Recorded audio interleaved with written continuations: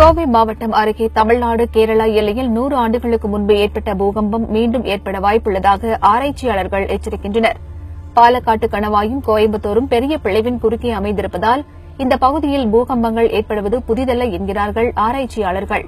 கோவையிலிருந்து 26 கிலோமீட்டர் தென்மேற்கு திசையில் அமைந்துள்ள கேரள மாநிலத்துக்குட்பட்ட நல்லைப்பள்ளியை மையமாக கொண்டு கடந்த 1900 ஆண்டு பிப்ரவரி 8ஆம் தேதி அதிகாலையில் நிலநடுக்கம் ஏற்பட்டது. ரிக்டர் அளவுகோலில் 6 என்ற அளவில் பதிவான இந்த நிலநடுக்கத்தில் 10,000க்கும் அதிகமானவர்கள் இறந்து போனதாகவும் கூறப்படுகிறது.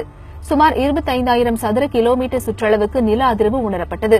116 ஆண்டுகளுக்கு முன்பு ஏற்பட்ட இந்த பூகம்பம் மீண்டும் ஏற்பட வாய்ப்புள்ளதாக எச்சரிக்கிறார்கள் ஆராய்ச்சியாளர்கள். உலகளவில் குறிப்பாக தென்கிழக்கு ஆசிய நாடுகளில் ஏற்பட்டுள்ள இயல்புக்கு மாறான காலநிலை மாற்றம் பூகம்பம் வருவதை நமக்கு உணர்த்துவதாகவும் அதற்கு ஏற்ப முன்னெச்சரிக்கை நடவடிக்கைகள் மேற்கொள்வது அவசியம் என்றும் அவர்கள் வலியுறுத்துகின்றனர்.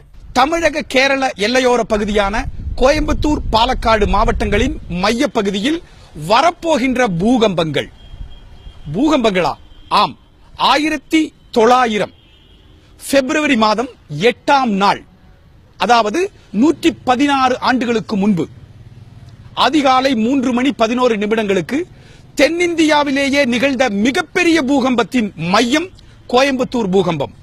அந்த மையம் இப்போது பாலக்காட்டில் உள்ளது.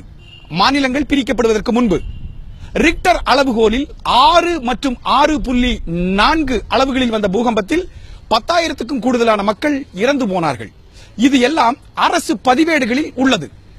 ஒரு இடத்தில் பூகம்பங்கள் வந்தால் அந்த இடத்தின் வரலாற்றில் மீண்டும் மீண்டும் பூகம்பங்கள் வந்தே தீரும் என்பது செய்ஸ்மாலஜி எனப்படும் பூகம்ப இயல், உலக பூகம்ப இயலின் ஒரு தொடர்புடைய அந்த படனங்கள், அதாவது ஸ்டடி ரிப்போர்ட் அடிப்படையில் இங்கு மீண்டும் மீண்டும் பூகம்பங்கள் வந்தே தீரும் என்பது உறுதிப்படுத்தப்பட்டுள்ளது.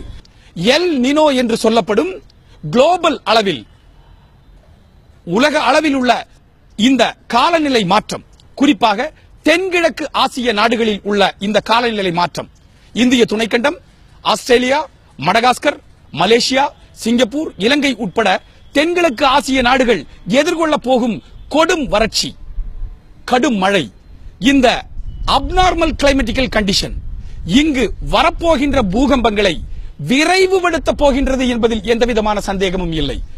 தொழில்நுட்பம் வளர்ந்த இந்த காலகட்டத்தில் குழந்தைகள் உட்பட இங்கிருக்கும் இயற்கை செல்வங்கள், முதியவர்கள், இங்கிருக்கும் அனைத்து விதமான சொத்துக்களையும் பாதுகாப்பதற்கு தற்காப்பு முன்னெச்சரிக்கை நடவடிக்கைகளை நாம் இந்த வினாடியிலிருந்து மேற்கொண்டே ஆக வேண்டும் என்ற கட்டாயமான காலகட்டத்தில் வாழ்ந்து கொண்டிருக்கின்றோம்.